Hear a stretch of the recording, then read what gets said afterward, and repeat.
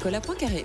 Et avec notre édition spéciale pour essayer de comprendre les causes de cet accident. Hier, on est toujours avec Bernard Chabert, le consultant d'Europe 1, avec François Nénin, journaliste spécialisé, avec deux pilotes et formateurs, Nicolas Coccolo et Christiane Watremez. Et on rejoint maintenant Benjamin Peters qui se trouve à Barcelone. Bonsoir Benjamin. Bonsoir Nicolas. Le PDG de la Lufthansa, Carsten Spohr, vient de tenir une conférence de presse à laquelle vous assistiez. Qu'est-ce qu'il a dit ? Oui, elle vient de se terminer à l'instant. Carsten Spohr qui a rappelé bien que ce drame était toujours incompréhensible pour lui. Ce sont les jours les plus sombres de la compagnie en 60 ans d'existence, a-t-il précisé. Il précise également qu'il espère avoir davantage d'informations sur les causes de l'accident dès demain avec l'examen de la première boîte noire. Le patron de la Lufthansa qui, juste avant cette conférence de presse, a rencontré les familles des victimes à l'hôtel où elles sont rassemblées. Et on vient d'apprendre donc qu'un vol partira de Barcelone dès demain matin aux alentours de 8h45. Un avion de la Lufthansa de 150 places sera donc affrété jusqu'à Marseille.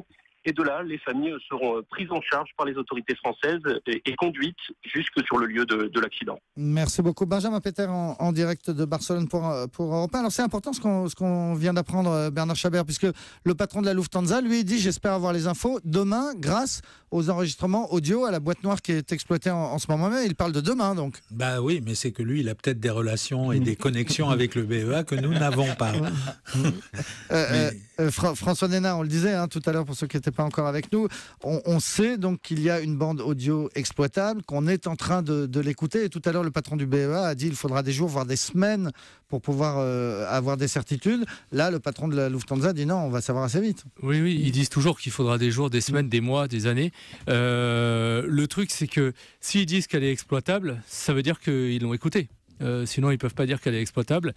Et c'est vrai que je pense que ce serait dans l'intérêt de tous que le BEA communique, notamment au patron de Germanwings. Alors donc effectivement, ils l'ont entendu puisqu'ils disent qu'on entend des dialogues. Après, c'est vrai qu'il y a tout un travail d'acousticiens qui vont écouter tous les petits sons, les alarmes, mais jusqu'au moindre petit bruit pour comprendre. Ça, effectivement, ça prend du temps. Mais alors, je comprends, le BEA ne veut pas communiquer les grandes lignes, mais déjà, néanmoins, il peut quand même répondre à cette question, est-ce qu'ils sont vivants jusqu'au bout, quoi.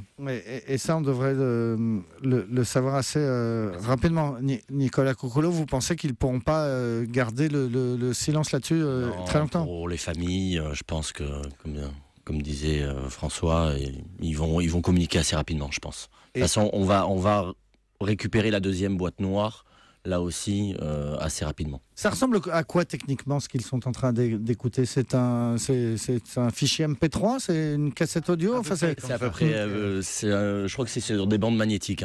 C'est pas un fichier MP3, mais c'est des bandes magnétiques. Donc techniquement, c'est assez simple. Il y a juste à écouter. Il y a une seule piste. Ce sera en allemand si les pilotes parlent, évidemment. Oui. Donc, faudra faire venir des experts, des pilotes allemands. D'ailleurs, ils sont là. Les LFPE, il est effectivement à l'EBA en ce moment. Donc, ils sont là. Voilà. Donc, c'est pour ça, peut-être, le PDG de Lufthansa, il va recevoir les informations des enquêteurs allemands qui sont là aussi, en train en même temps d'écouter le même. Mais après, c'est peut-être un crash, effectivement, très compliqué parce que souvent, on a découvert des crashs qui dépassent complètement l'entendement. Il y a des trucs parfois incroyables qui se passent dans l'aérien. Je pense à ce crash de Air Tahiti en 89 où c'est carrément le toit qui s'est arraché. Aloha, à Tahiti, ouais.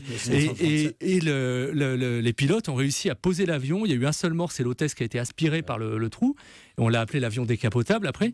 C'est des trucs mais inimaginables qui se passent dans l'aérien parfois et qui vont se passer une fois dans l'histoire de l'aéronautique. Ouais. Bernard Chabert ? Oui, mais là, le problème, c'est qu'ils n'ont rien dit. Ils n'ont rien dit et malgré tout, ils n'ont rien dit, ils n'ont rien fait. Si vous avez un problème dans cette région-là, vous êtes en croisière, vous avez un gros problème.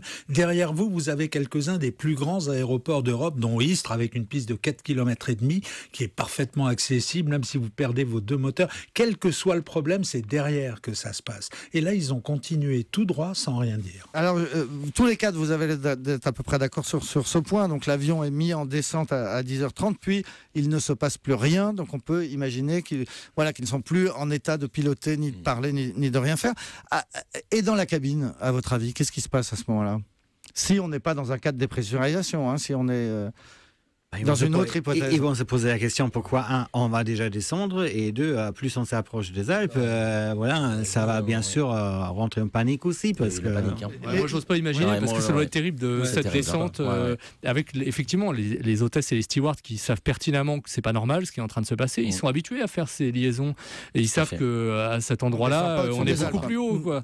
Et donc, moi, je n'ose même pas imaginer ce que les gens ont ressenti. Quoi. C'est une descente qui fait un petit peu mal aux oreilles, vous me disiez tout à l'heure ? Oui, c'est une descente assez rapide. C'est pas une descente d'urgence, mais c'est une descente assez rapide. D'habitude, on descend plutôt entre 1500 et 2000 pieds par minute. Donc ça veut dire que les 4 membres d'équipage qui sont dans la cabine comprennent tout de suite qu'il y a quelque chose de pas normal. Je crois. Et alors, qu'est-ce qu'ils peuvent faire ? Ils n'ont aucun moyen de contacter l'extérieur ? Il n'y a que du cockpit qu'on dispose d'une radio ? Oui. L'extérieur, non. Ils peuvent communiquer avec le cockpit par des interphones, mais ils ne peuvent pas communiquer avec l'extérieur. Et si dans le cockpit, il n'y a plus personne de conscient, il parle à personne. Et est-ce qu'on peut rentrer dans le cockpit ? Alors, il y a la chef de cabine qui a le code. Elle a le code. Elle peut rentrer. Elle peut rentrer et éventuellement découvrir les pilotes décédés, comme ça a été le cas sur le Helios Airways, par exemple. Et là, ça doit être assez terrible comme découverte. Voilà, on comprend bien grâce à vos 4 qu'on a beaucoup plus de questions que de réponses ce soir. Mais on aura sans doute la vérité. On aura la vérité et sans doute assez rapidement. Merci beaucoup Bernard Chabert, Nicolas Coccolo, Christiane Ouattremez et François Nénin qui a écrit Ces avions qui nous font peur chez Flammarion. Merci beaucoup. Dans un instant, ce sera à vous Frédéric Tadei. Bonsoir.